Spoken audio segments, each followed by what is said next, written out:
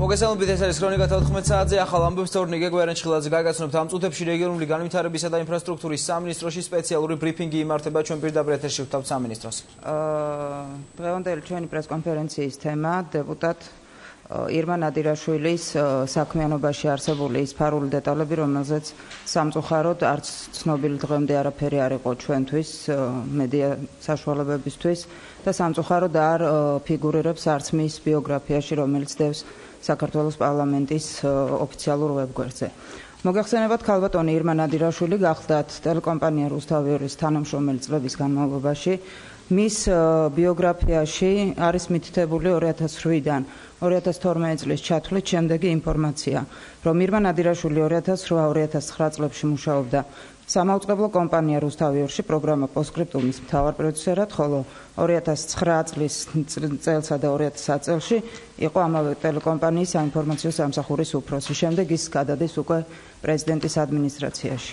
ჩვენს მიერ სამინისტროში მოკლეული მასალებით ირკვევა, რომ სწორედ ამ პერიოდში 2009 წლის 19 თებერვლიდან 2010 წლის 22 აპრილამდე, ანუ 14 თვის განმავლობაში, ქალბატონი ირმა ნადირაშვილი საქართველოს რეგიონული განვითარებისა და ინფრასტრუქტურის სამინისტროში იკავებდა მინისტრის დავით ყეშელაშვილის რჩევლის თანამდებობას. რასთან გვაქვს საქმე?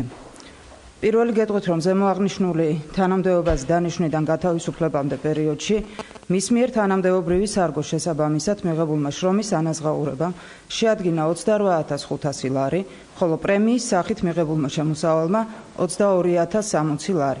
ჯამში მას მიღებული აქვს 50.560 ლარი.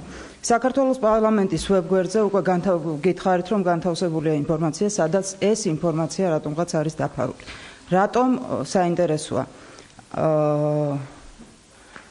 საჯარო სამსახურის შესახებ საქართველოს კანონის მე-4 მუხლის, მე-2 პუნქტის, მე-5 მუხლის ბ-ქვეკუმ პუნქტის და მე-6 მუხლის შესაბამისად სახელმწიფო სამსახურში მუშაობის პერიოდში მის მიერ დაკავებული თანამდებობის გათვალისწინებით ირმა ნადირაშვილი წარმოადგენდა სახელმწიფო მოსამსახურეს მოხელეს.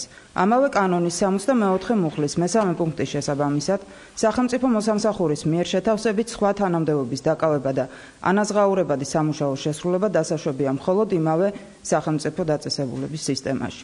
ანუ თუ ირმა ნადირაშვილი იმუშავებდა ჩვენსავე სამსახურში და შეთავსებით იქნებოდა მაგალითად მრჩევლის თანამდებობაზე, მას ამის უფლება ჰქონდა, მაგრამ იმ შემთხვევაში, როდესაც ის იყო ტელეკომპანია რუსთავიორის თანამშრომელი პარალელურად და ამავდროულად იყო საჯარო მოხელე, მას კანონი ამის უფლებას არ აძლევდა.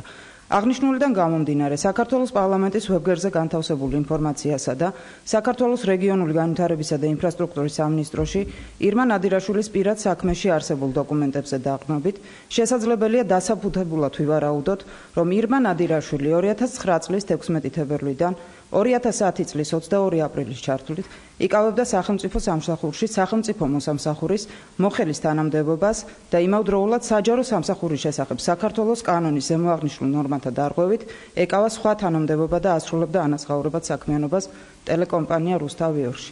ჩვენ ამ მასალებს ერთი მხრივ გადაუგზავნით არასამთავრობო ორგანიზაციებს იმისათვის, რომ გაეცნონ ისინი და გამოაქვეყნონ საკუთარი დასკვნა, ხოლო მეორე მხრივ იმის გათვალისწინებით, რომ იკვეთება სისხლის სამართლებრივი დანაშაული, ეს მასალები ასევე გადაეგზავნება საქართველოს პროკურატურას იმისათვის, რომ დაიწყოს მოკვლევები. ჩვენ გვაქვს ასევე აქ უწყისები, რომლითაც დასტურდება ის თანხები, რომელიც ირმა ნადირაშვილს აქვს მიღებული ამ პერიოდში, შესაბამისად ალბათ პროკურატურა დაიწყებს მოკვლევას და დადებს სათანადო შეფასებას. დიდი მადლობა. ეს იყო პირდაპირ ჩართვა რეგიონული განვითარების სამინისტროდან განმავლობ გამოშვებას.